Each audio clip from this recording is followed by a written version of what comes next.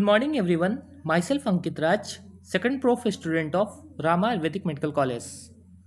Welcome in our YouTube channel doctor Agrawal health care.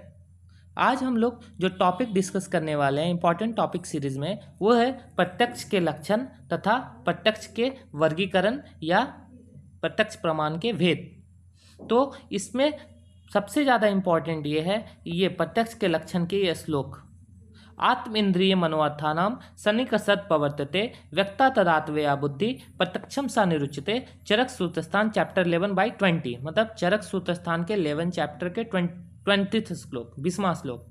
आत्म इंद्रिय मनोअर्थानाम सन्निकषत् प्रवर्तते व्यक्ता तदात्वया बुद्धि प्रत्यक्षम सा निरुच्यते मतलब आत्मा इंद्रिय और मन और अर्थ का जब संयोग होता है किससे, शब्द स्पर्श रूप रस और गंध के सन्निकर्ष से संयोग होता है। आत्मा इंद्रिय मन और अर्थ का जब संयोग शब्द स्पर्श रूप रस गंध से होता है तो उस समय या उस तत्काल या उसी क्षण जो बुद्धि या जो ज्ञान हमें प्राप्त होता है उसे हम लोग क्या कहते हैं, प्रत्यक्ष कहते हैं। आत्मेन्द्रिय मनोअर्थानाम सन्निकषत् प्रवर्तते व्यक्ता तदात्वया बुद्धि प्रत्यक्षम सा निरुच्यते मतलब आत्मा इंद्रिय मन और अर्थ का संयोग जब शब्द स्पर्श रूप रस और गंध से होता है तब उसी समय जो बुद्धि उसी तत्क्षण जो बुद्धि है उसी समय जो बुद्धि हमें ज्ञान प्राप्त होती है उसे हम लोग क्या कहते हैं, प्रत्यक्ष कहते हैं। ठीक है, ये बहुत इंपॉर्टेंट है। अब हम लोग देखते हैं प्रत्यक्ष का वर्गीकरण।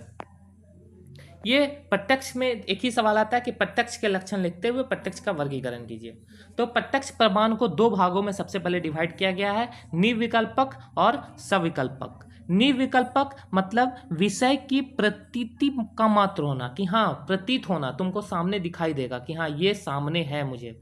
और सविकल्पक मतलब विषयों के आशंस का ज्ञान होना, अनुमान लगाना, आशंस होना। ठीक है, सविकल्पक को दो भागों में बांटा गया, लौकिक और अलौकिक। लौकिक मतलब विषयों का इंद्रियों से प्रत्यक्ष संबंध होना। विषयों का क्या होना, इंद्रियों से। जैसे कोई भी चीज़ हम लोग देख पा रहे हैं तो हम लोग कैसे देखेंगे, आंख से देखेंगे। कोई चीज़ हम लोग सुन पा रहे हैं तो हम लोग कैसे देखेंगे, श्रोत इंद्रियों से सुनेंगे। ठीक है। अलौकिक मतलब विषयों का इंद्रियों से प्रत्यक्ष का संबंध न होना। लौकिक को दो भागों में बांटा गया है, बाह्य और अभ्यंतर। और अलौकिक को तीन भागों में बांटा गया, समान लक्षणम, ज्ञान लक्षणम और योगज। योगज के दो भेद हैं, एमसीक्यू युक्त और युंजांग। और अभ्यंतर को एक भेद है, मानस। बाह्य मतलब 5 हो जाते हैं, श्रवण त्वचा चक्षु रसन घ्राण। श्रवण मतलब सुनना, त्वचा मतलब त्वचा, चक्षु मतलब आंख, रसन मतलब रस और घ्राण मतलब नाक। ठीक है। और उसके फिर बाह्य लौकिक के प्रत्यक्ष के 6 सन्निकर्ष बताए गए हैं, संयोग, संयुक्त समवाय, संयुक्त संवेद समवाय, समवाय, संवेद समवाय और विशेषण विशेष भाव। ये जो वो जो चार्ट है ये बहुत इंपॉर्टेंट है। ये पूछा जाता है पेपर में कि प्रत्यक्ष प्रमाण के लक्षण बताते हुए प्रत्यक्ष के भेद बताइए। तो आपको कुछ नहीं करना है, प्रत्यक्ष के लक्षण लिखना है। क्या लिखना है, आत्मेन्द्रिय मनोअर्थानाम सन्निकषत् प्रवर्तते व्यक्ता तदात्वया बुद्धि प्रत्यक्षम सा निरुच्यते। ये बहुत इंपॉर्टेंट है।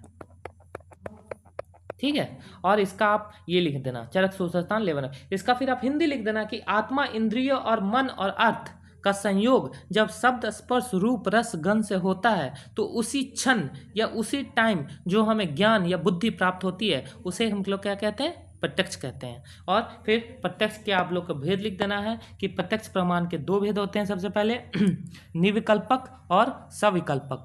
सविकल्पक के दो भेद हैं, लौकिक और अलौकिक। ठीक है। और फिर लौकिक के दो भेद हैं, बाह्य और अभ्यंतर। अलौकिक के 3 भेद हैं, समान लक्षण, ज्ञान लक्षणम और योगज। फिर योगज के 2 भेद हैं, युक्त और युंजांग। ये एमसीक्यू में पूछ लिया जाता है कि युंजांग किसका भेद है, तो योगज का भेद है। फिर बाह्य में 3 आ जाते हैं, स्वर्ण त्वचा चक्षु रसन घ्राण। और इसके 6 सन्निकर्ष होते हैं।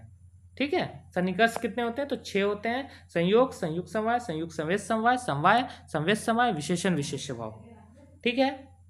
कोई डाउट होगा तो आप कमेंट सेक्शन में मेंशन कीजिएगा। Thank you for watching videos. Let's like and subscribe my YouTube channel.